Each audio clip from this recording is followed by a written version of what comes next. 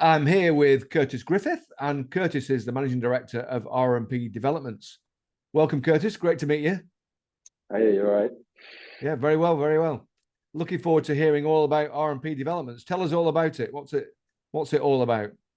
So R&P Developments, we distribute the plastic additives into the plastic manufacturers, basically. So yeah, when we source, we sell.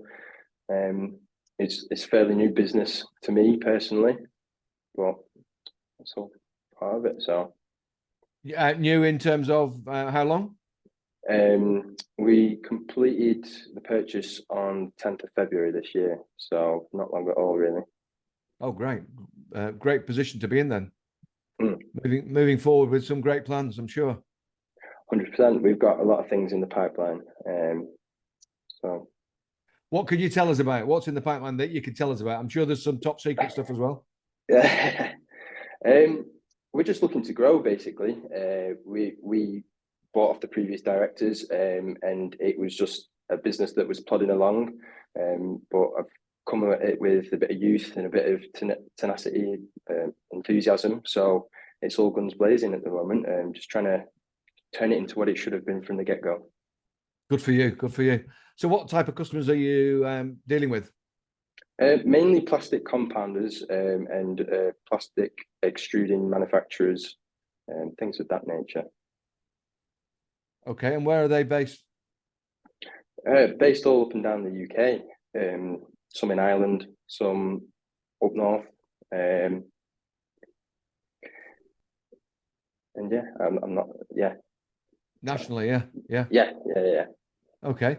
So that sounds like a pretty niche business, but I guess there are other companies doing similar things. What would you say differentiates R&P from other options that might be available? I'd say with R&P, we've got the technical knowledge, and like I said, from what I understand of this industry at the moment, there isn't that many young people coming into it, and so I'm definitely playing youth on my side with this one.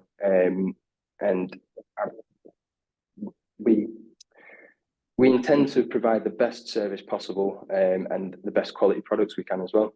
So yeah, hopefully we can sort of outcompete our competitors in that regard. Good stuff. Wish you well with that. And what does the future look like? What are the challenges, and what are the opportunities also? Challenges, I suppose, is just generally gaining new customers. Or it's always, from what I've gathered so far, it's a long-term play. It's not just like an overnight sort of job. What was the second part of the question? Sorry. The opportunities. So some of the challenges and some of the opportunities. Well, the opportunities is that, I suppose, with looking at it from where we bought it, is that it was just sort of doing okay as it was. So there's massive scope and scale for this business, which I intend to grab with both hands. Good stuff. So what have you learned? I mean, I was going to say, what have you learned along the way in terms of your career? I know you had a business interest before R&P as well. So looking at from when you've started in business, just give anybody that's watching this an idea of your key learnings for yourself. What have you learned about yourself? What have you learned about business? Don't be afraid to be too ambitious. You know, if you've got an idea, go with it. Believe in yourself and listen to that inner voice as well.